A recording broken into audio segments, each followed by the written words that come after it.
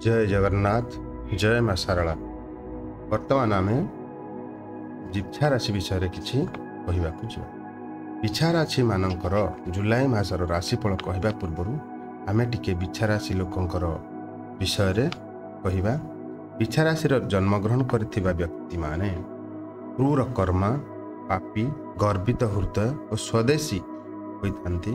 सेमाने धनवंत रहिथांती, लुब्ध रहिथांती, संतानवत रहिथांती, परन्नभोगी होइथांती, समय परोपकारी मध्य सेमाने करिथांती, सर्वप्रिय लोक होइथांती, मिष्टभाषी सेमाने होइथांती, बाल्य तुल्य बुद्धि सेमानकर रहिथाए जोटा कि बहुत भल थाएंती, पितृमातृ क्लेशी थाए, परिश्रमशील सेमाने परिश्रमशील, अल्प सहिष्णु से कम सहिष्णु आउ अल्प धनवंत मध्य होइथांती।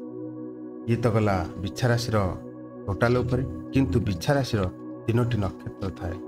बिछा राशि नक्षत्र गुड़िक भितर कहीदे। प्रथम नक्षत्र है विशाखा नक्षत्र, जी हूँ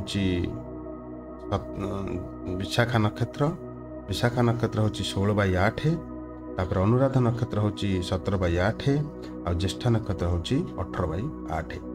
विशाखा नक्षत्र जन्मग्रहण करथिबा व्यक्ति प्रवास प्रिय होइथांती, धनभक्त होइथांती, क्रोधी होइथांती, अल्प सुख भोगी होइथांती, चक्षु रोगी थांती, शास्त्रज्ञ थांती, नीति विशारद से माने रहिथांती और लोकप्रिय मध्य होइथांती।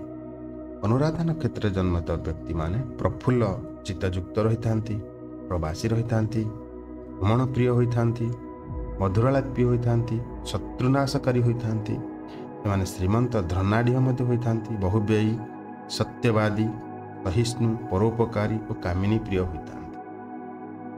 तापर ज्येष्ठ नक्षत्र जन्मग्रहण करथिले जात व्यक्ति प्रफुल्ल मानसयुक्त होइथांती, बहुव्ययी होइथांती, तार पद्मतुल्य मुख सेमानकर थाए, पद्मतुल्य चक्षु भी सेमानकर थाए, बहु संतानयुक्त होइथांती, केही संतान ही मध्य होइथांती, बहु खादक और पर पीड़नकारी होइथांती, वृद्ध पर्यंत बाल्य वृद्धि और परोपकारी सेमानकर। ये है आमर बिछा राशि राशि और नक्षत्र विषय टिके धारणा। बर्तमान आम आपणकर सेमानकर राशिफल विषय कहवा। राशिफल विषय कहवा पूर्व तांकर मुझा जनईबी जे तांकर ग्रह गोचर किभली अछि। ग्रह गोचर पर आम कहीपर सूर्य तांकर अष्टम और नवम स्थान रे अछंती, जहाँकि शुभ अष्टम और नवम स्थान रे सेते भल शुभ फल दियंती। मंगल तांकर षष्ठ रे रहिछंती, 12 जुलाई पर्यंत षष्ठ रे अछंती। प्रथमार्धरे से आपन को अत्यंत शुभ फल देवे, तापर सप्तम स्थान को प्रवेश करेंगे। बुध तांकर नवम और दशम घर अछंती। कर्मस्थान रे द्वितीयार्धरे तांकर कर्म रे बुध उन्नति करई पारंती, प्रमोशन होई पारे किंबा कौन प्रकार इनक्रीमेंट हबो किंबा व्यवसाय बिजनेस रु लाभ पाइबे। तापर आसीगले आ गोटे कथा कही रोचे मझे बिछा राशि इष्ट हेले मंगल। तेणु मंगल जेहेतु षष्ठ अच्छी तेणु शत्रु नाश करेंगे, माने मासरे शत्रु तांकर भी विनाश करि पारंती। यह हूँ भल। तेणु मंगलंकर आपण देखिए कि मंगल होउछंती इष्ट। तेणु मंगल सहित आप हनुमान पूजा कले आप शुभ फल बेसी पाइपर। तापर है गुरु। गुरु सप्तम अच्छा। गुरु जिते सप्तम घर प्रवेश करिछंती, आपण आगुरु बहुत कष्ट पाउथिले।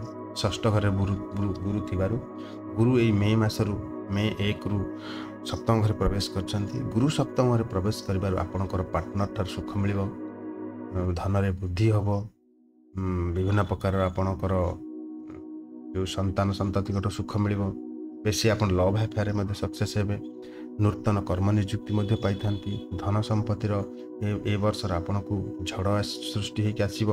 तेणु आपणकर सब प्रकार जो खराब जिनस थिला से ताकू दूरीभूत करदेवे। शनि चतुर्थ रे शुभ फल आसे नहीं, राहु पंचम रे शुभ फल दियंती नहीं, केतु एकादश आपणकर केतु ऑलरेडी जे कि 6 मास है आपन को गला वर्ष अक्टोबर मासर आपणकर एकादश घर अछंती।